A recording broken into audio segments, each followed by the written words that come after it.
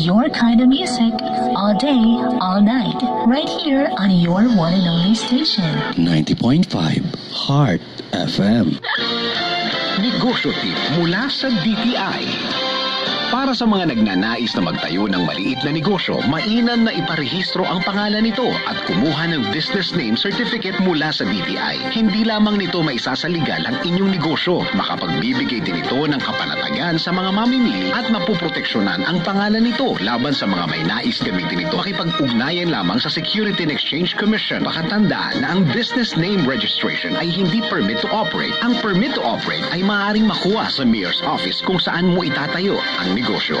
It's job time!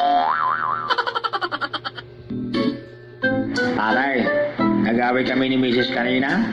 Nag-historical siya? Pare, baka ang ibig mo sabihin ay nag-hysterical. Hindi, historical.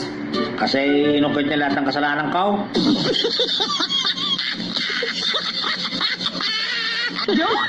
Mm-hmm. 101.7 Your Love FM. Your Love FM.